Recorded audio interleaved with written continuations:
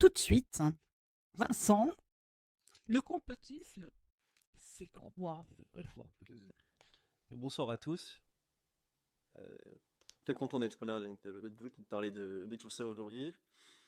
Enfin, en vue, moi je voulais vous dire, Fan, que le couple fils, c'est un sujet dont on parle régulièrement, dont on parle dans les médias quasi chaque semaine. Pour chaque événement, on va décrypter une théorie du complot qui peut avoir lieu. Donc le sujet intrigue, il inquiète aussi. Le couple fils suscite beaucoup de filles, on peut facilement rire, on peut facilement se moquer des gens qui parlent de complot. Mais c'est un sujet sérieux aussi parce comme il disait, ça peut être un risque pour les démocraties, ça peut être un risque pour pouvoir dialoguer tous ensemble d'un point de vue politique, d'un point de vue des réformes climatiques.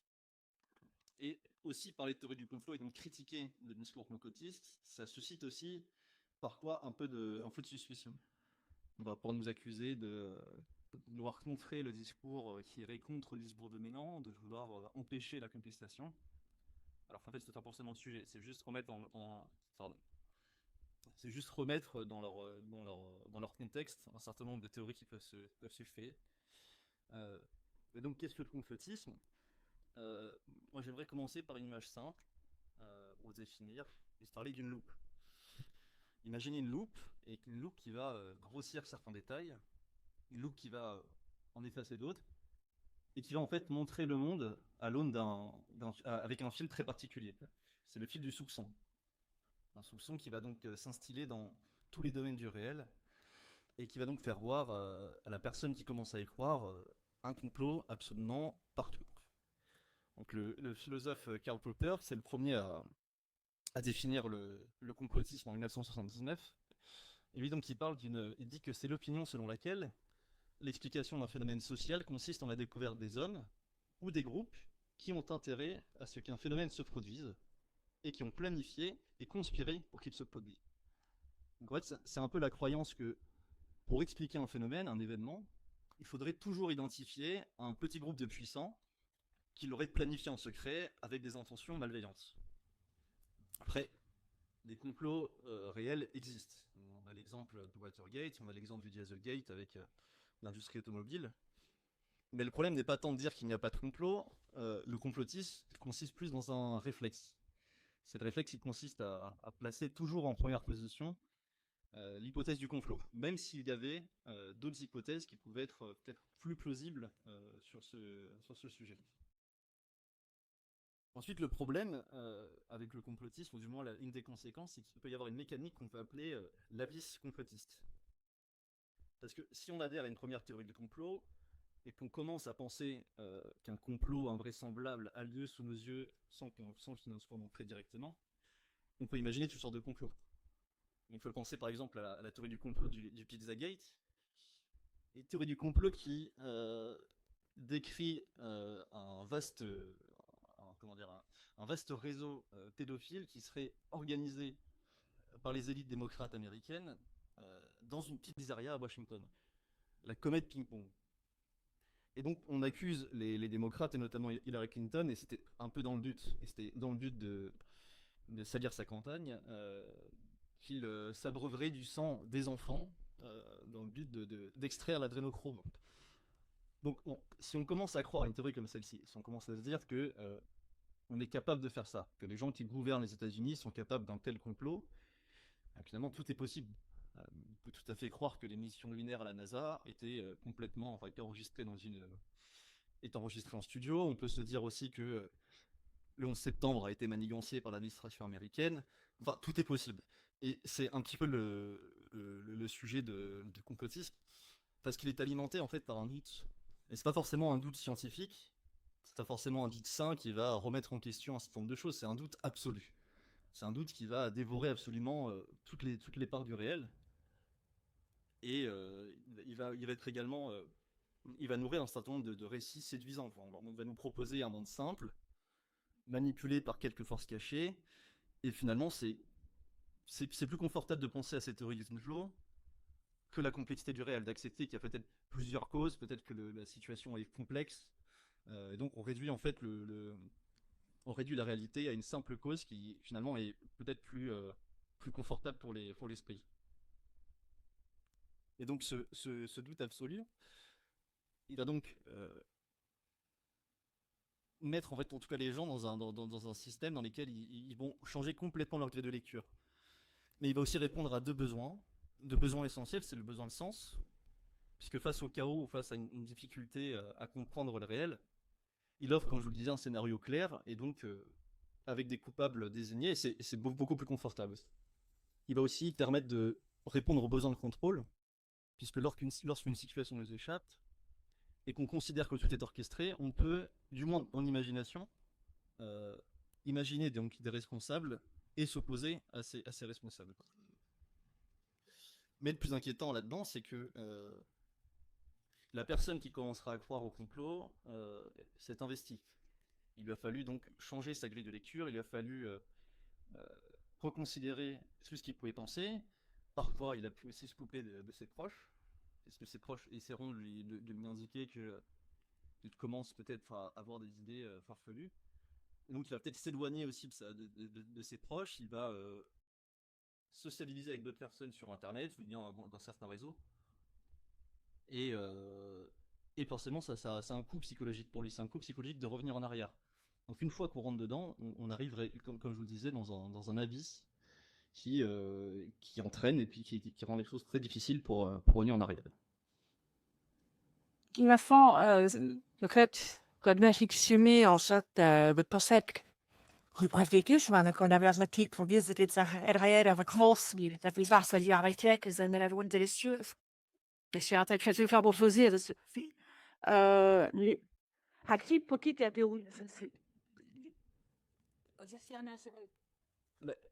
En fait, la théorie du complot, c'est pas uniquement les croyances individuelles, c'est pas uniquement une personne qui, devant son ordinateur, va consulter les sites, va essayer de discuter avec des gens sur un forum. Le complotisme, c'est aussi un outil. C'est un outil parce que, par sa formulation même, en fait, des théories du complot, on en a à peu près sur tous les domaines. Dès qu'il y a un événement qui surgit, on peut prendre l'exemple du 11 septembre, qui est fameux, la Révolution française, l'accident mortel de Lady Diana. Dès qu'il y a un événement important, on va avoir effectivement une explication simpliste dans laquelle on va accuser quelqu'un. Et en accusant quelqu'un, en fait, on a tout de suite le même mécanisme que le bouc émissaire qui est décrit par René Girard. Et donc ça devient un levier puissant. Puisqu'en fait, on peut, comme le disait René Girard, lui, il considère qu'effectivement, lorsqu'il y a des tensions dans un groupe, le fait de trouver un responsable extérieur vers lequel projeter toute la colère, ou du moins tous les ressentiments du groupe, on les projette vers l'extérieur, en le projetant vers quelqu'un, on apaise les tensions dans le groupe. Donc à ce niveau-là, ça devient un outil qui peut être politique. Les démagogues peuvent l'utiliser facilement. Et on a, du coup, je voulais vous proposer plusieurs exemples, plusieurs trajectoires à ce sujet. Dans un premier temps, Lyndon LaRouche, qui a été un politique américain du camp démocrate, qui a été 7 fois candidat à la primaire démocrate, et qui lui versait dans un complotisme tous azimuts.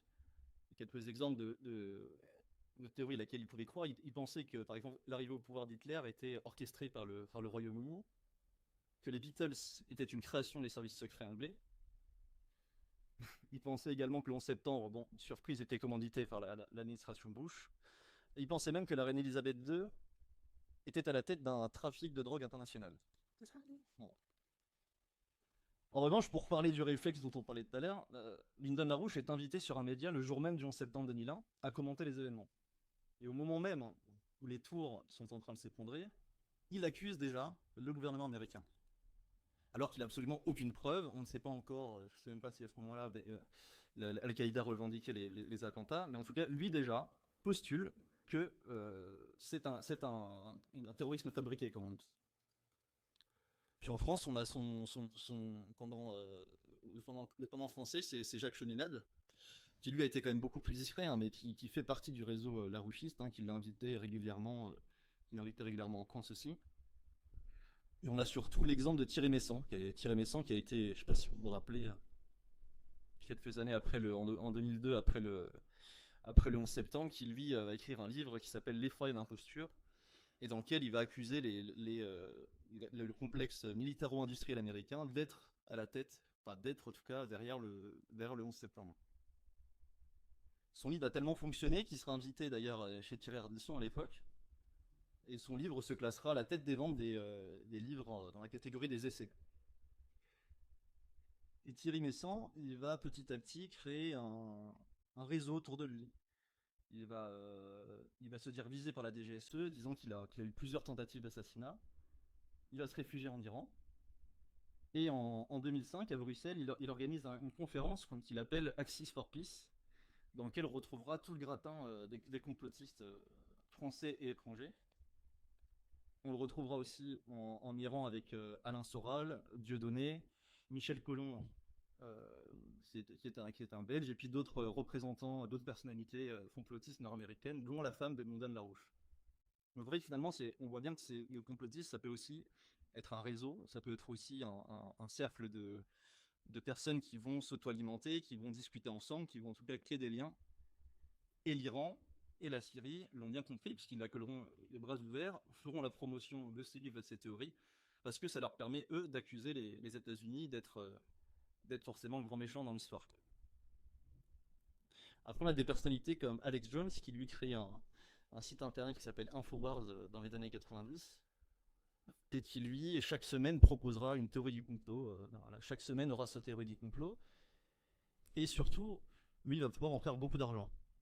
Parce qu'avec les revenus publicitaires qu'il va pouvoir générer sur son site, il va pouvoir acquérir des sommes colossales. Il invitera même en 2015 Donald Trump pendant sa campagne électorale. Et Donald Trump, sachant très bien l'influence que peut avoir Alex Jones, le remerciera le soir de son élection, disant qu'effectivement, il avait contribué fortement à son élection, parce qu'il a permis quand même de récupérer un certain nombre de voix à l'extrême droite américaine. Donc, comme je dis, c'est très lucratif. Et on a aussi un personnage comme David Icke, qui lui est le grand promoteur de la théorie des reptiliens. Théorie selon laquelle des extraterrestres seraient parmi nous. Donc, ce seraient des reptiliens qui se cacheraient parmi les personnes et qui donc infiltreraient les réseaux de pouvoir en se transformant, en prenant une apparence humaine. Lui, il va écrire plusieurs livres qui vont avoir tous un grand succès. Il sera traduit dans plusieurs langues. Il fera des conférences, des DVD, et il va accumuler une fortune considérable. Et aujourd'hui, le complotisme, c'est aussi une manne financière. C'est même devenu un marché. On a plusieurs propositions de complotistes. On a plusieurs sites internet. On a des influenceurs. On a des personnes qui lancent des cagnottes, qui vendent des produits dérivés. On a une personne comme Thierry Casasnovas qui est un promoteur de médecine parallèle, de médecine alternative. Et lui base son discours en disant que le sida est une superbe supercherie, disant que l'ablation du sein dans le cas de cancer, c'est un petit peu comme je ne sais même plus le terme d'ailleurs, mais pour lui, en fait, les thérapies contre le cancer sont des méthodes qui ne sont pas viables et qui causent plus de morts que le cancer lui-même. Et donc, pour lutter contre ça, il va proposer des extracteurs de jus, il va proposer des trampolines thérapeutiques, et puis des stages après de médecine alternative. On estime d'ailleurs, je crois, son chiffre d'affaires était estimé à 600 000 euros par an. Donc c'était très rentable pour lui, avant d'être attrapé par la justice, quand même, pour pratique illégale de la médecine. Et voilà, jusqu'à présent, il a remis les clés à son équipe. Donc, cette deuxième question arrive. Qui procède de la théorie du complot, on voit bien, pour la résistance le même study. Effectivement, à un moment donné, mais Israël a mené une vie que, après, il y a certains personnages publics qui ont aussi véritablement leur kidnappage, qui en fait m'ont rasé au jeu depuis mon appel, et dans du moment donné, bien sûr, derrière, mais quand j'ai pas compris pour les décennies années, elle est possible, qui ont trouvé quelque chose. Du coup, la troisième question, sur quoi se théorie parce que peut-on? Alors, puis là, les arguments que viennent de dire, on les a tous plus humains. Il y a des tués, un paquet, je crois, de tout émissaire à quelque part. Oui. Pourquoi est-ce qu'il y a cette chose en moi? Comment est-ce qu'on finit d'être arrivé à l'équilibre? Je dirais que lorsqu'on parle de complotisme, on pourrait très bien se dire, par rapport à quelqu'un qui pourrait être un croyant, ou au moins un défenseur de ses théories, on pourrait dire simplement qu'il suffirait de lui proposer des faits, de démonter le discours, en se disant si je lui montre que c'est faux, nous va comprendre. Le problème n'est pas forcément. Bah, et pour moi, ça va être parce qu'on est plus sur une expérience émotionnelle en fait avec le complotisme. Euh, on parlait tout à l'heure du fait qu'il contient un choc, un événement particulier. Euh, on a un réflexe parce qu'on a un manque, on a une tension. Quand on comprend pas un événement, on est mis en difficulté. Si on prend l'exemple du Covid, je pense qu'on s'en souvient tous. On s'est retrouvé avec une pandémie planétaire qui nous a tous inquiétés en se demandant d'où ça venait, où est-ce qu'on allait s'en sortir, est-ce qu'il y avait une solution. Et donc il y avait une tension à ce moment-là. Donc c'était véritablement une tension interne. Et en fait, le complotisme va apporter une réponse rapide. Il va soulager en fait la tension qui se passe en nous en proposant un récit simple. Comme je disais, le besoin de sens et le besoin de contrôle. On va donner du sens à une incertitude, donc c'est rassurant. Et le besoin de contrôle, on va pouvoir accuser quelqu'un et donc se rassurer en se disant le responsable c'est lui, donc je vais pouvoir l'attaquer.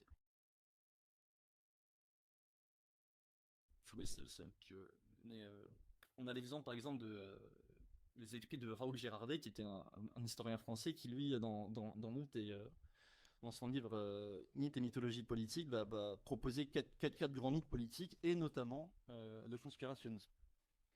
Et lui va nous parler en fait exactement ce dont je vous parlais, c'était que le complotisme a cette fonction rassurante, mais c'est surtout le reflet de nos peurs ancestrales et c'est un réarrangement des anciens mythes.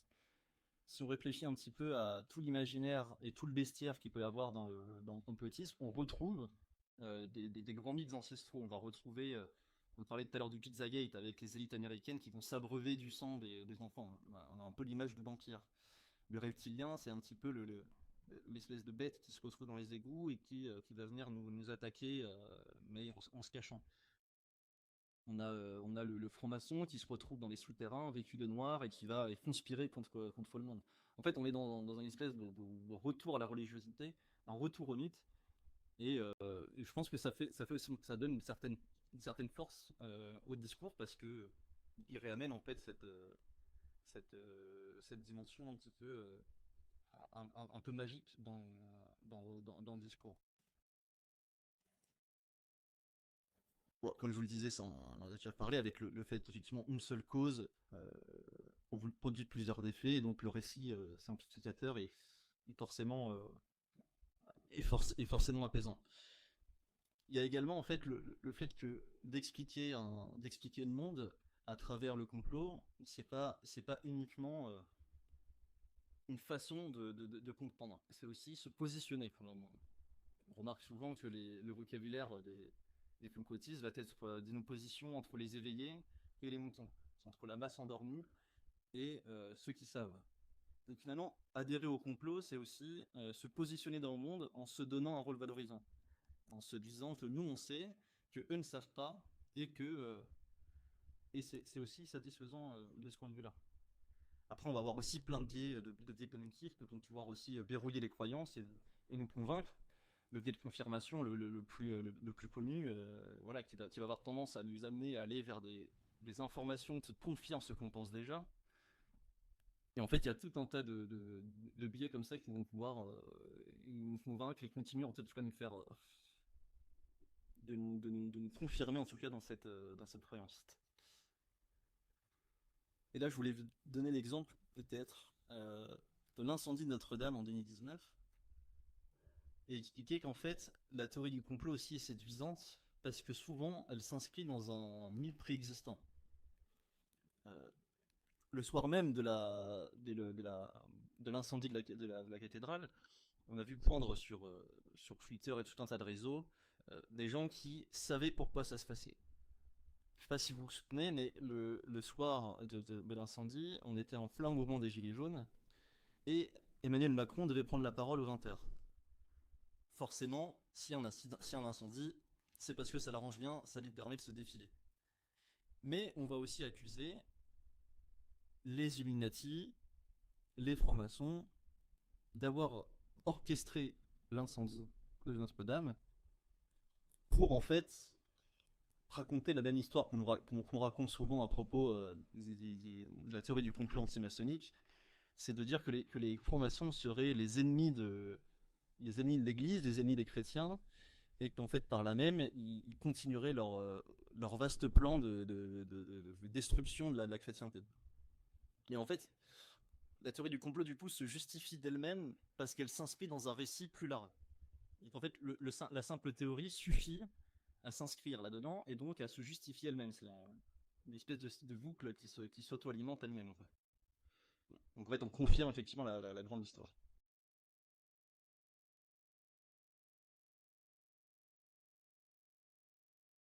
Donc, pour résumer, enfin, une des explications que c'est vous, j'avoue, par rapport à Ce développement précoce de cette occultisme, c'est le monde interracialisé, etc. Altijd is het kom je best in de stemming bijna naar een pommeltje kessel. Het in nieuws waar we dit driving, zo hartje, weer members hebben, te de splend. Het naar de noord om het te sturen. Echt encore een veel van de compte als een en besoin. Kijk. Déjà, on a effectivement, j'ai posé les cadres avec ce qu'on propose. Ce qu'on vous propose maintenant, c'est un petit voyage dans l'histoire. Donc, Vincent va nous expliquer avec plan de façon discriminatrice. Mais surtout, quels sont les grands moments de son histoire, sachant qu'on va quand même faire une petite. C'est bon, aux objectifs évidents, là. Non, mais on va remonter quand même un petit peu au XIVe siècle. Mais effectivement, le complotisme a des racines profondes. Alors après, le terme est assez récent. En France, on l'étudie que depuis récemment. Les Américains l'étudient depuis beaucoup plus longtemps. Donc le complotisme, c'est un terme qu'on pourrait dire moderne, mais et en fait, le complotisme, c'est un peu l'enfant de la rumeur. C'est déjà ce qui pouvait avoir lieu il y a plusieurs siècles, et donc un des plus tristement célèbres, c'est effectivement le mythe de l'empoisonnement des filles par les juifs.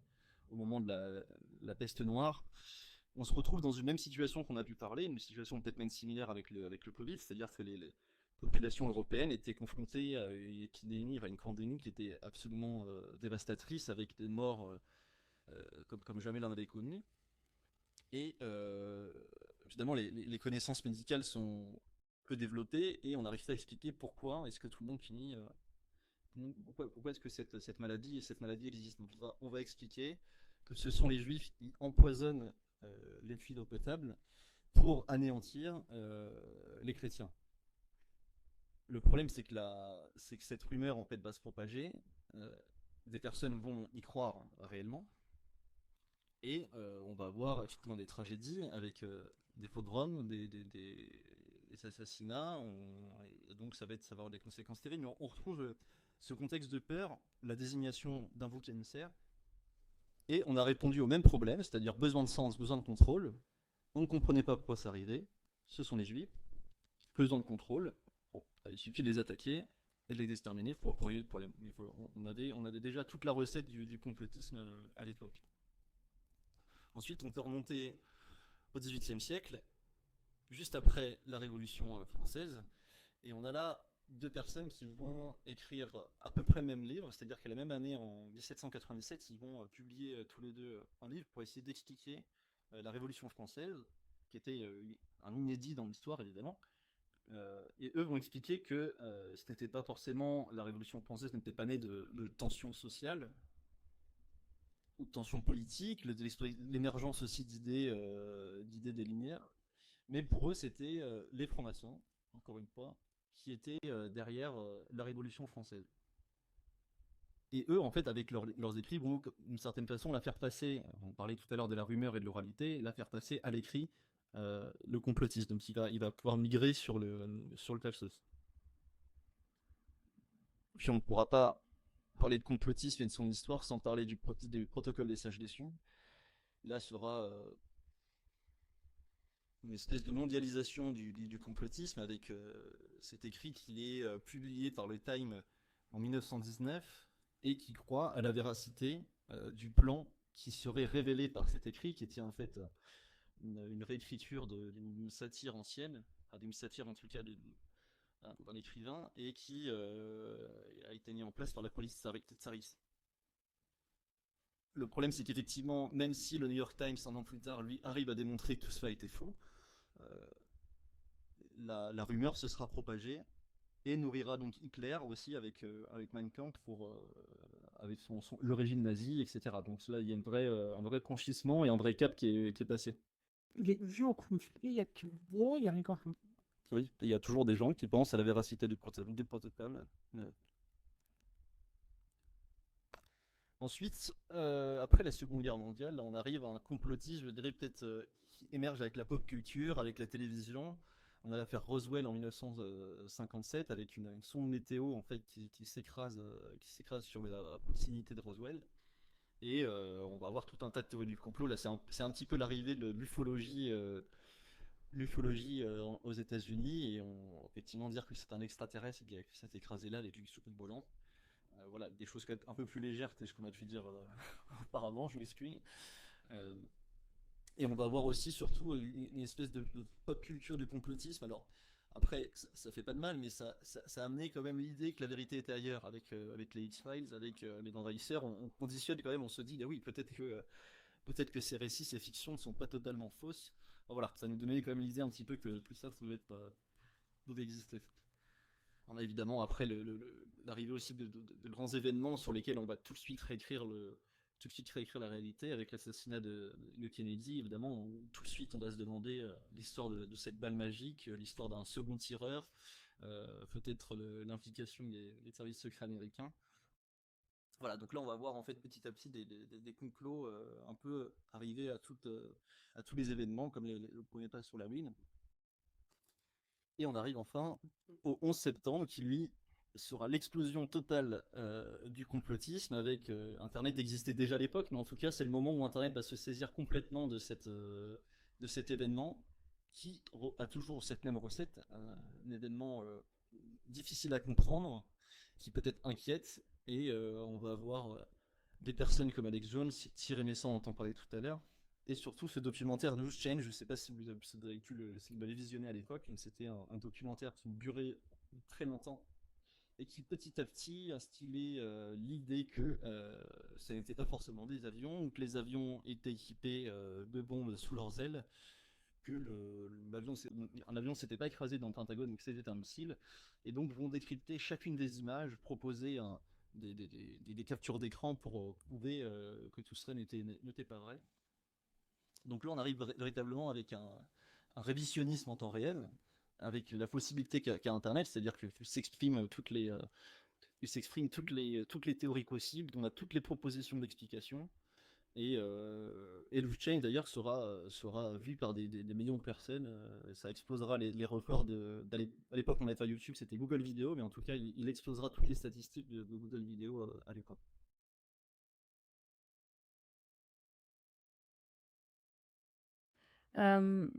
Dus ja, on est parti du Moyen-Âge, voilà, din 1900 symboliant computer vernieuwing en Irak, natuurlijk. En dat is dan hetzelfde. Weet je, kan of en dan dat zie je. Des fois, voilà, il y a tout quoi, et un diamètre avec des flux, je fais ça, moi, une coupe, qui prédique à des millions de personnes. Peut-être un polo, j'ai assez qui parmi. On voit personne, je note l'information sur une aussi, change la manière à ce que je vous ai flexible, je crois. Et comment et quoi, est-ce que ça symbolise en fait un processus? On le voyait déjà auparavant, enfin, le complotisme en tout cas arrivait à circuler, il arrivait en tout cas, on parlait de rumeurs, on parlait d'oralité, on parlait de publication de livres, même la presse, qui devait parfois se laisser avoir.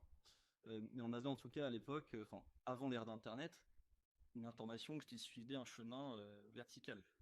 On avait des grands médias qui armés des professionnels avec des intérêts parfois, avec peut-être aussi parfois des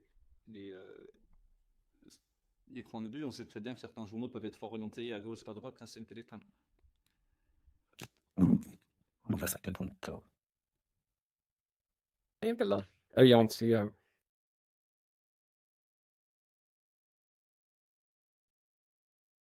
Et on avait en tout cas une information qui était verticale. C'est aussi den kliché för det på. Så många med information på ja business med det så så sin det I'm trying to get to me. Men t'en Mais Internet, t'as beaucoup d'accès de clubs, c'est-à-dire pour monter ton information dans l'information pour les adultes. Donc, tu vas avoir des capacités pour tous, aucun problème, tu à chacun la fortification de ton groupe. Toujours, c'était effectivement en lien pour l'unité des situations. Donc, en fait, c'est très chatin. ونيجي نشوف مكان اللي جالس يسيكل يسيكل son programme entre clients simplement de d'intelligence. Déjà, par nous aussi, ils vont arriver comme arrêter avec eux. Les échos poser des questions, moi, je trouve que quand ils assauvent avant de les dire, ils sont des, vous avez une nouvelle fois, He'd been prosperous correct. et aussi le fait qu'Internet, les mazats, Ah, su. Boy, kid. la vez pour les réseaux sociaux, parce que moi, armé d'algorithmes collectifs ou de serre, du, voilà, il y a des services qui sont des temps. Et qui vont sur tout ça, les progrès, de son pro avec, vous avez qui, des chauffants, moi, il y a des seniors, il y a quand même bon. Elles sont là, il y a des difficultés dans la communauté de données à catastropher, on va faire. met les informations un peu les copies qui sont amenées le fil de N à ce que ils vont avoir même chez les psychologues au début, fait une revue à M respectée. Ouais, tout ça, das ist dann, ihr seid lecker. Ça, les choses, on vous dit en commentaire, on est en train de trouver toujours dans les formes des relations, il faut pas peine, c'est très appelé, des utilisations vraiment anglais, on va qu'ils avaient manipulé, les forcément, ça c'est compliqué de faire ça. Le risque, c'est ces choses-là, qui je te sens là. Et elle t'a permis à t'aller dans le. T'es là, je te sens là-bas, il faut être. C'est tout ces deux. À travers ça, on a vu l'émergence aussi de métiers comme des assistants chez le que ce sont un situation où on a entendu à plus 15 mois sur le soutenir. Ça, ce sont des récits comme ce sont extrêmement sociaux par les mondes. Pour relever un certain texte par un Niger, en fait. C'est un site au tout. On a égalité avec nos solutions, c'est par exemple pour d'autres qu'on fait en Europe. Et sur les 257 qui disent, vous allez, pense, il était trouvé qu'on se laisse correct. C'est-à-dire que sur les 257 pour le comité business, c'était gagné faire la conciliation, qui est ici bas sur qui avec mon ami pour voir ce petit monstre 10, puis pour une caméra CM, l'émancipation de la civilisation, je me suis dit, effectivement, tu viens parler de ces prises qui est une bien. Et il est aujourd'hui, à 3 à Zambia, mensuel. C'est même, c'est que comme le terme est un peu le pardon de tube, j'ai publié ce que tu fais pour que l'autre va les mais je peux pas ouvrir les rappeler. Nous m'avons fait interpréter tes les approches pour les équipes pour obtenir sur les années. Pour cela, si à la fin on peut le voir. C'est que c'est parce qu'on a parlé l'histoire d'esprit dans une transition qui était cool de ce pièce. C'est une histoire d'ailleurs, il prend sur ma place, depuis ce gars, un an de faillite, ou le soir, il était le best que j'ai tout que je faisais, donc je suis den, et grâce à ça, l'histoire en avant, c'est une mauvaise idée. Et en fait, si on fait un truc qui est plus, dans le sens des processus, ça m'a vaillé, mais c'est un cause comme il était un peu de ouais, il pèse autant que le processus de l'information crainte, c'est pas que c'était un ancien de faire, c'est vraiment pas rien. Oui, on a quand même aujourd'hui une parole impetueuse qui est pas forcément majoritaire, sur les fuites majoritaires, donc il doit ouvrir une thèse énormément, rendu forcément un impact. J'ai le passé dans les deux continuer, encore, il y a cette filet, cette parole.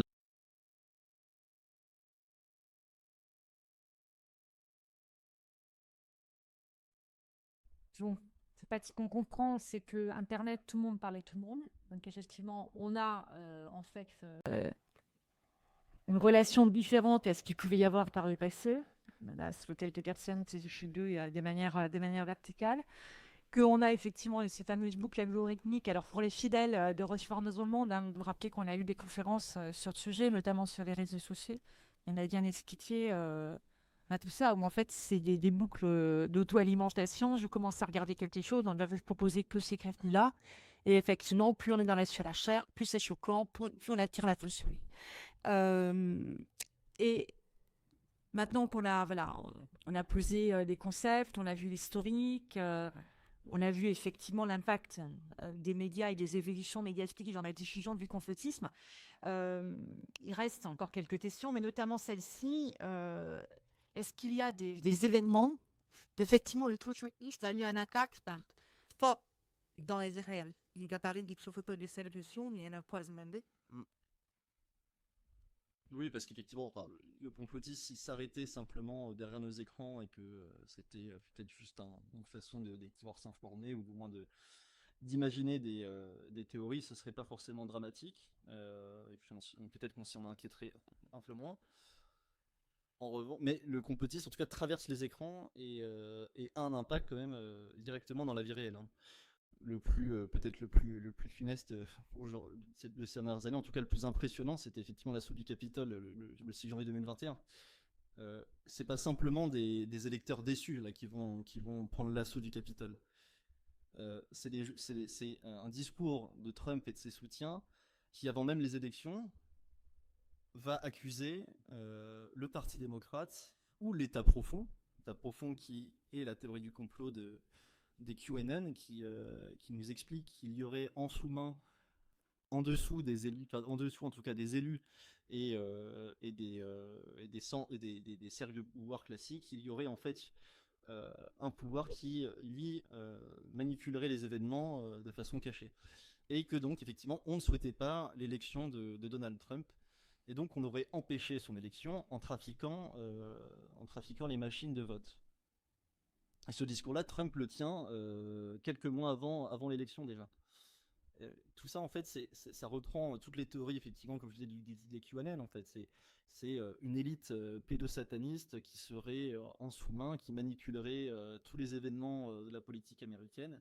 Et ça va flatter, ou du moins ça va exciter toute sa base, peut-être la plus extrémiste. Et quand Trump perd les élections, il va pouvoir réutiliser tout ce discours qu'il avait déjà instillé des mois auparavant et inviter à ses électeurs lors d'un meeting devant le Capitole, à quelques kilomètres du Capitole, en tout cas, de marcher vers le Capitole. Et lui dit Let's be wild. Be there, we be wild. Lui, il est suivi par un certain nombre de groupes d'ultra-droite. On a les Fat Boys qui vont prendre en tout cas la première ligne de tout ça. Et les gens vont investir véritablement au Capitole en s'estimant lésés par les élections. Ils disent vraiment on leur a volé l'élection. Le jeu démocratique n'a pas eu lieu. On a manipulé ce qu'on croyait être la démocratie américaine. Et donc, on est légitime à reprendre le pouvoir. Eux se sentaient véritablement légitimes à envahir le Capitole pour reprendre le pouvoir. Et d'ailleurs, l'image assez marquante, en tout cas, ça c'est mon point de vue, mais je trouve l'image assez marquante qu'on peut retrouver au Capitole, c'est qu'on a trouvé des gens qui, une fois rentrés, erraient dans les salles du Capitole, cherchant en fait le fameux état profond. On les voyait sans savoir quoi faire, ils étaient dans les assemblées, et finalement, ils n'avaient pas trouvé l'état profond. On a également l'événement de l'enlèvement de la petite Mia Montemaggi en 2021. Tout ça, ça se passe en France. Où là, en fait, on a une maman, Lola Montemaggi, qui est abreuvée par un certain nombre de discours, aux mêmes accents. D'ailleurs, ce sont des accents un peu QAnon avec l'idée de réseaux secrets pédophiles parmi les élites.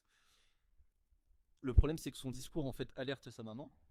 Donc la maman de Lola, qui alerte, elle, les services sociaux. On enlève la garde à la petite fille de Mia, la petite fille de Lola, et on la met en garde de la grand-mère.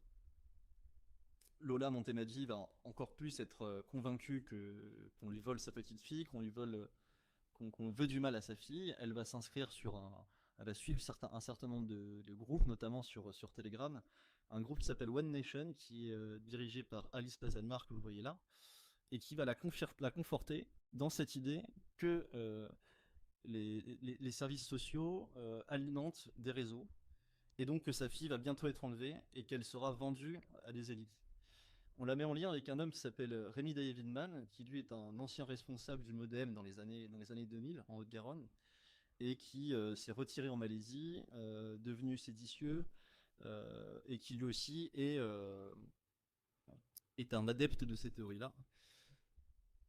Et lui va mettre en place un commando. Il va, depuis la Malaisie, appeler un certain nombre de ses proches qui vont venir séquestrer la petite fille chez la grand-mère, l'enlever des mains de sa grand-mère, et ils partiront, du coup, le commando, la petite fille Mia et la maman Lola, se réfugier dans un squat en Suisse. Donc voilà, c'est quelque chose d'assez terrible. Elle sera retrouvée par la police quelques jours plus tard. Mais là, on voit bien en fait à quel point le complotisme peut mener quand même à des trajectoires qui sont difficiles, qui sont tragiques. Hein. Je vous disais tout à l'heure que le complotisme pouvait prêter à sourire, mais parfois ça prête pas du tout à sourire. Ça mène à des trajectoires de famille qui sont très compliquées.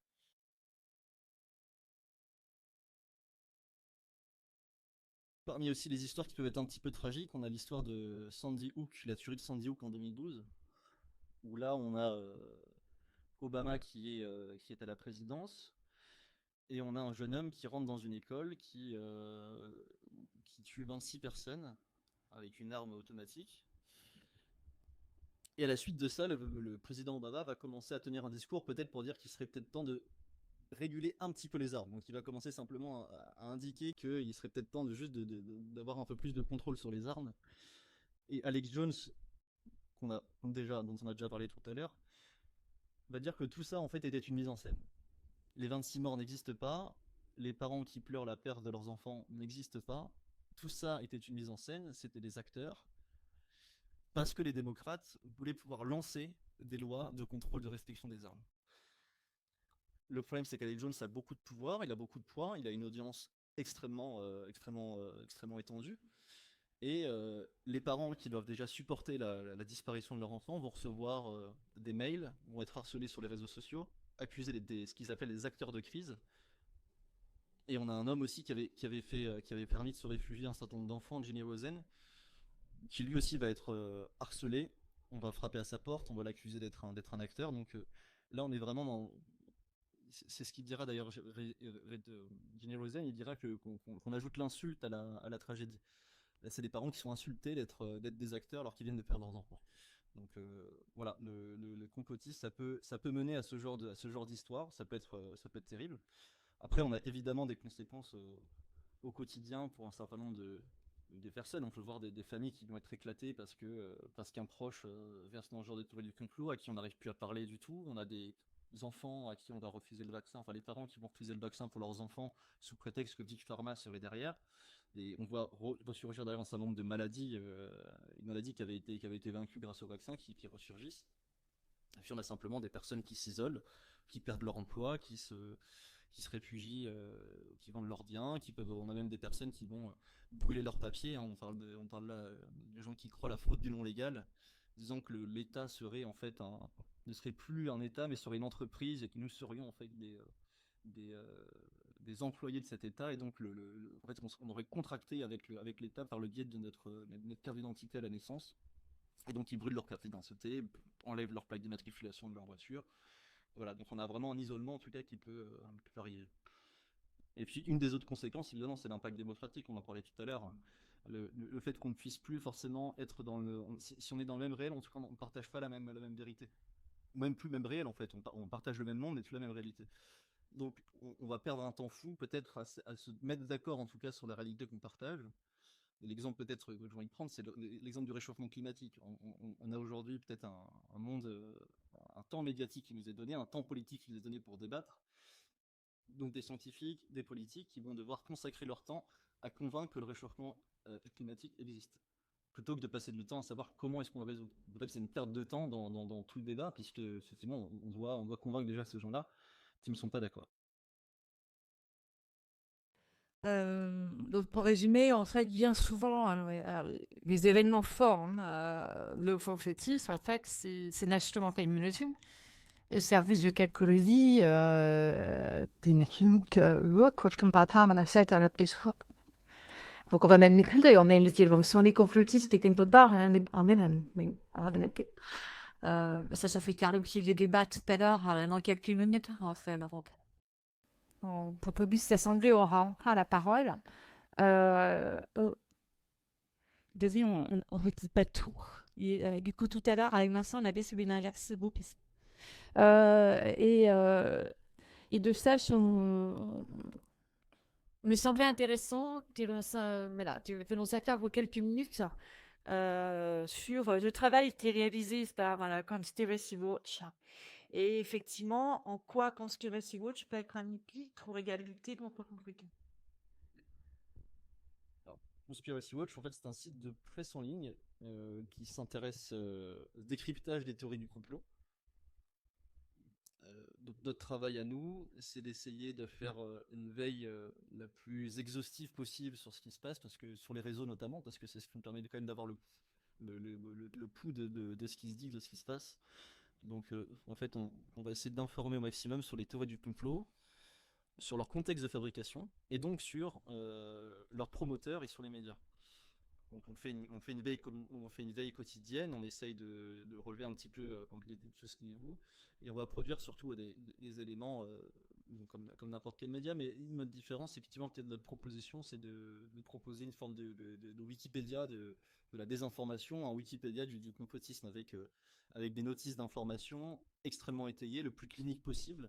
L'idée, comme je disais, c'était pas du tout de se moquer, c'est pas du tout de cibler les gens, mais en tout cas d'informer sur d'où viennent les théories, par qui sont-elles fabriquées et dans quel contexte. Alors, on va s'intéresser régulièrement aussi à leurs promoteurs pour expliquer aussi d'où ils viennent. C'est-à-dire qu'on va essayer d'alerter les personnes qui peuvent avoir des doutes ou qui peuvent verser un petit peu là-dedans, que s'ils entendent quelqu'un dire des choses, euh, c'est pas totalement neutre quand il le dit. Il a peut-être des acquaintances avec un certain nombre de personnes, peut-être qu'il vient d'un certain milieu politique avant tout, peut-être qu'il a. En tout cas, voilà, c'est juste d'alerter à ce niveau-là. On va produire un certain nombre d'articles aussi.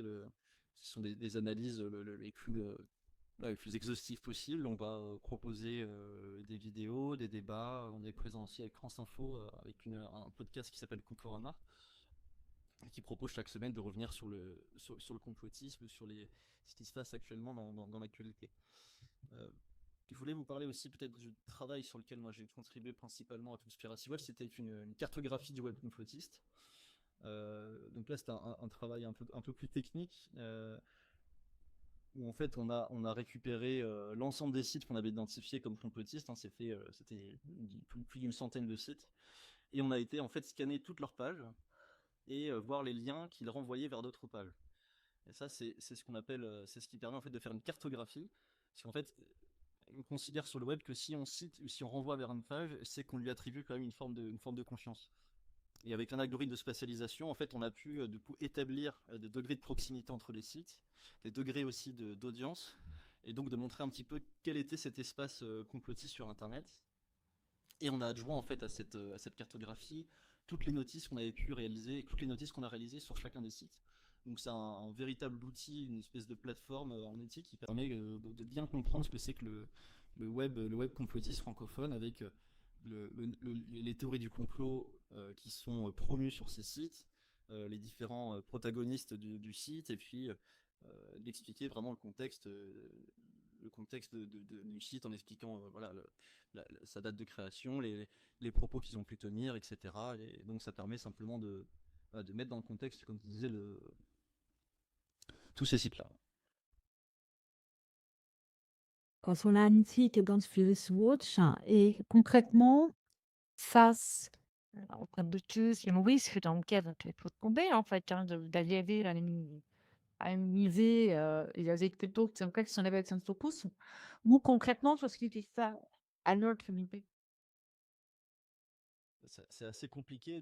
On commence à dire qu'on essaie de vider l'océan à la petite cuillère parce que face à ce flux inconstant voilà, qui ne s'arrête jamais de désinformation, de complot, c'est très compliqué de l'endiguer. Nous, on est mal armés en fait, hein, c'est difficile d'endiguer tout ça. Mais en tout cas, on essaye, nous, d'informer au maximum, d'essayer de tenir notre part. Et après, c'est, je pense, surtout un travail citoyen, un travail de tout à chacun. Et déjà, c'est de peut-être travailler son esprit critique individuellement, pour ne pas se laisser peut-être avoir sur de facilité, ne pas se laisser avoir sur un certain nombre de manipulation de l'information. Euh, et puis, surtout, ce qui est compliqué, c'est de faire ressortir quelqu'un qui peut être entré là-dedans. Il va forcément refuser toute critique, il va refuser toute relativité sur son discours. Donc le meilleur moyen, c'est effectivement, ce sont les proches. Hein, nous, en fait, on se dit qu'on travaille surtout pour les gens qui n'ont pas encore basculé, ou ceux qui sont sur la brèche, prêts à basculer, mais ceux qui ont basculé, ils nous écouteront pas, par exemple, parce que de toute façon, on fait partie du coco. De toute façon, on est à la solde du pouvoir, donc c'est impossible de leur parler. Mais en tout cas, je pense que ça peut venir d'être proche, du coup, de les écouter, de ne pas les cibler, de ne pas les accabler, et peut-être d'essayer d'aller au bout de leur raisonnement. On peut prendre un exemple si quelqu'un pense qu'on n'a pas marché sur la Lune, on va essayer de l'expliquer, mais si on n'a pas marché sur la Lune, comment est-ce que c'était possible que ça se fasse? Combien de personnes étaient impliquées là-dedans? Il faut fabriquer un studio, il faut mettre en place toute la mise en scène, il faut construire des décors, il faut amener des techniciens. Et tout ça, ça produit du papier, surtout à l'époque. Donc, on aurait échangé des courriers, on aurait mis en place peut-être des dossiers. Aucune page n'aurait été retrouvée. On aurait pu entendre dans un café, quelqu'un aurait pu entendre dans un café, effectivement, la discussion de deux personnes qui étaient complices du complot, en parler. Donc, forcément, statistiquement, le complot serait ressorti. On aurait eu des preuves. Et pourtant, c'est pas le cas. Donc, peut-être qu'en l'amenant dans ce genre jusqu'à ce genre de contradiction, on peut peut-être le convaincre. Merci Vincent, on les a intelligents. Fait beaucoup de miracles. Merci beaucoup. On va dans un instant vous céder la parole pour poser des questions, mais je voudrais vraiment qu'on remercie Vincent qui a beaucoup travaillé pour la Pokémon de tout ça.